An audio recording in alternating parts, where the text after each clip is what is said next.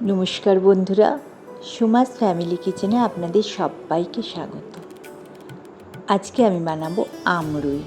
এর আগে আমি আম কাতলার দুটো রেসিপি শেয়ার করেছি। আজকে বানাবো আমরুই। এর জন্য আমি 750 গ্রাম রুই মাছ নিয়েছি।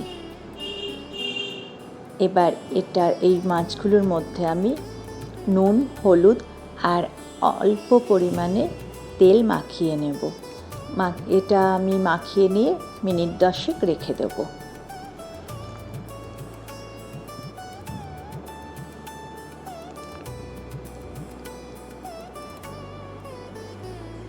গরমকালে এই রেসিপিগুলো কিন্তু খুব ভালো লাগে। আমের যে কোনো রেসিপি দেখবেন বেশ ভালো লাগে।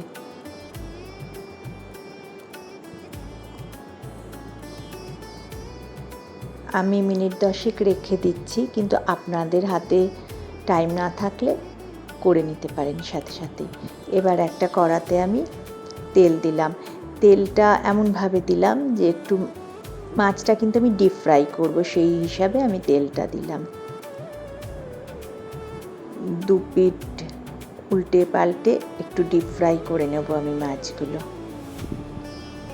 আচ্ছা, এখানে একটা কথা বলি, আমার চ্যানেলে যারা নতুন বন্ধু আছেন, ভালো লাগলে আমার চ্যানেলটা একটু সাবস্ক্রাইব করে নেবেন আর পাশে থাকা বেল আইকনটা প্রেস করে রাখবেন, যাতে নতুন ভিডিও আপলোড করলেই আপনাদের কাছে সঙ্গে সঙ্গে নোটিফিকেশান চলে যায়।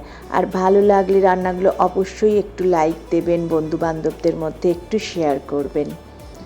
এবারে মাছগুলো আমার পুরো ভাজা হয়ে গেলে পুরো তেলটাতে কিন্তু আমি এটা করব না, আমি দুটো দুটো করে মাছ ভাজছি, কিন্তু তারপরেও অনেকটাই তেল থেকে যাচ্ছে, আমি যার জন্য তেলটা কেটে নেব। এবার আমি একটা গ্রাইন্ডারের মধ্যে 2 চামচ কালো সর্ষে, 2 চামচ হলুদ সর্ষে, 4টে কাজু বাদাম, একটু নুন আর 2টো কাঁচা লঙ্কা দিয়ে একটা পেস্ট বানিয়ে নেব, স্মুথ পেস্ট বানাবো। এখানে একটাই কারণ নুনটা আর কাজুটা দেওয়ার, যে তেতো ভাবটা সর্ষের একদমই থাকে না এইটা দিয়ে পেস্টটা বানালে। এবার এই তেলটার মধ্যে আমি দিয়ে দিলাম কালো জিরে ফোড়ন হিসাবে। তারপর আমি এর মধ্যে দিলাম 2টো ছোট সাইজের কাঁচা আম। আমটা একটু নাড়াচাড়া করব।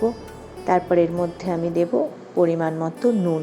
নুনটা একটু বুঝে দেবেন, কারণ সর্ষে বাটার মধ্যেও কিন্তু নুন আছে।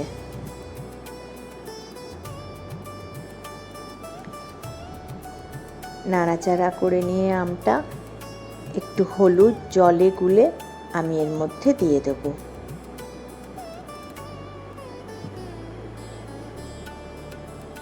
আমি কিন্তু আর কোনো মশলা এতে ইউজ করছি না। আপনারা যদি মনে করেন এমনি শুকনো লঙ্কার গুঁড়ো বা কাশ্মীরি লঙ্কার গুঁড়ো ইউজ করতে পারেন এর মধ্যে।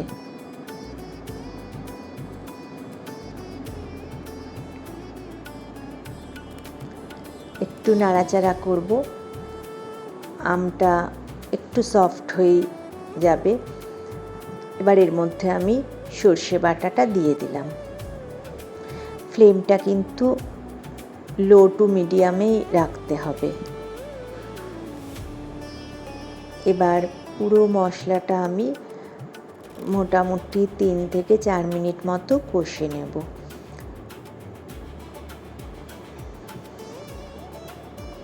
বাটিটা ধুয়ে একটু জলটা দিয়ে দিলাম, সর্ষে বাটা যেটুকু বাটির মধ্যে লেগেছিল।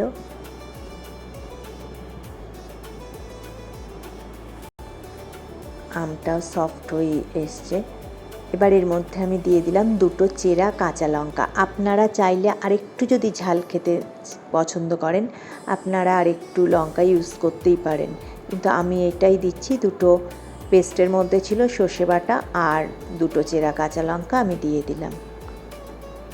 মশলা কষানো হয়ে গেছে। এবার এর মধ্যে আমি দিয়ে দিলাম প্রায় 2 কাপ মতো জল।